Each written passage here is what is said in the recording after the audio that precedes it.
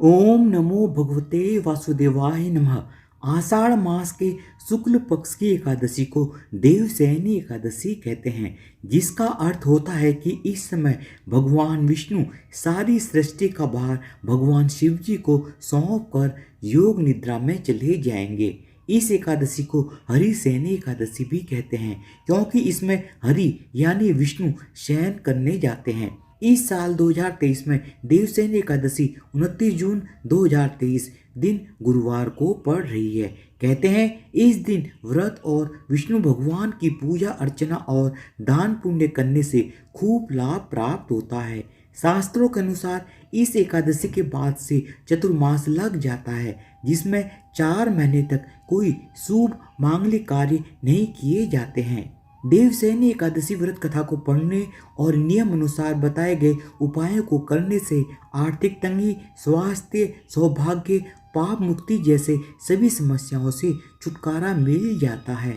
आषाढ़ शुक्ल देवशयनी एकादशी तिथि की शुरुआत 29 जून 2023 दिन गुरुवार को प्रातः 3:18 से होगी और आषाढ़ शुक्ल देवशयनी एकादशी तिथि का समापन 30 जून 2023 दिन शुक्रवार को प्रातः 2:42 पर होगा।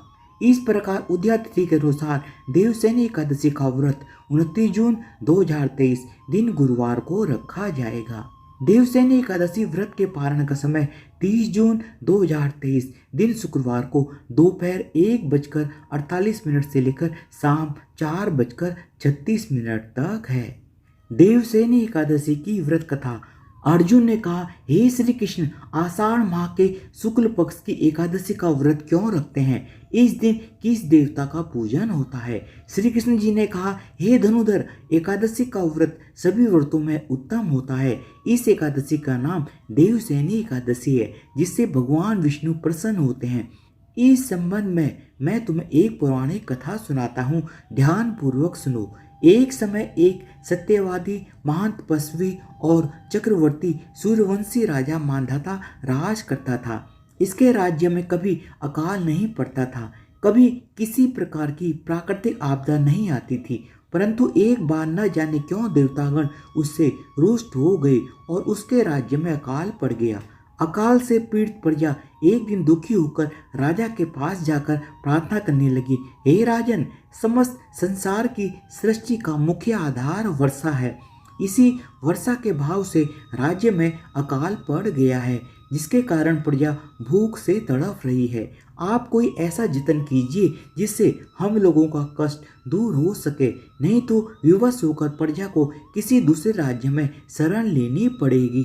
राजा ने कहा, आप वर्षा न होने की वजह से बहुत ही ज़्यादा कष्ट में है, यह सत्य है।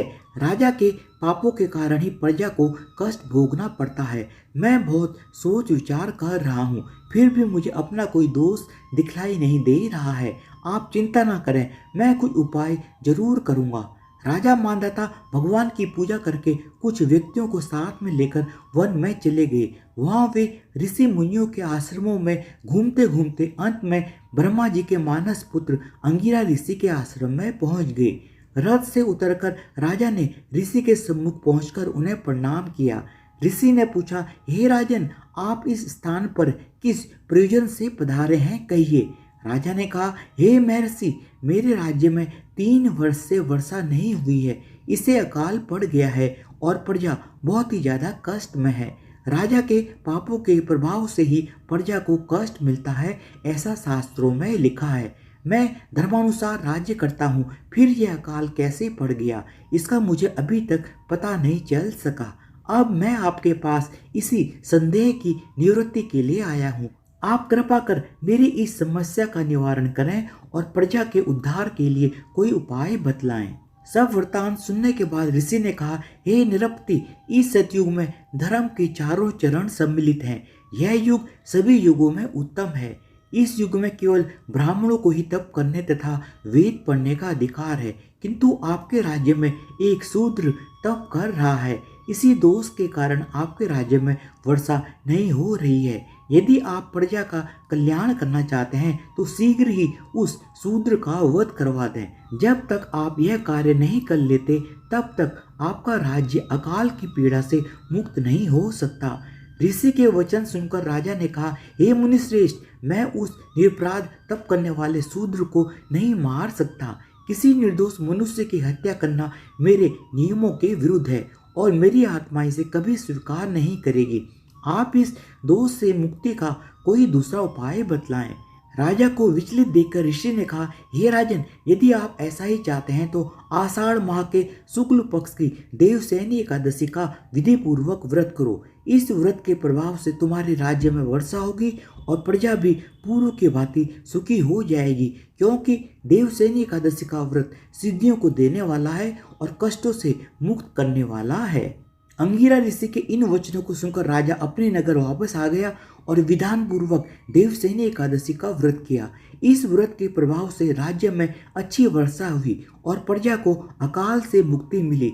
इस एकादशी को पद्मा एकादशी भी कहते हैं। इस व्रत को करने से भगवान विष्णु प्रसन्न होते हैं, अतः मोक्ष की इच्छा रखने वाले मनुष्य को देवसैनी एकादशी का व्रत जरूर करना चाहिए।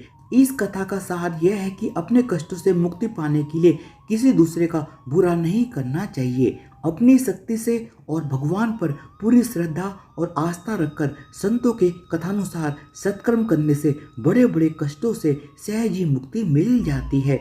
धन्यवाद। आप सबको देवसैनी एकादशी व्रत 2023 की बहुत बहुत शुभकामनाएं और प्लीज़ मेरे चैनल को सब्सक्राइब भी कर दीजिएगा विद बेल आइकन, ताकि मैं जो भी नया वीडियो डालूं उसका नोटिफिकेशन आपको मिल जाए। बोलो भगवान विष्णु की जय हो, माता लक्ष्मी की जय हो।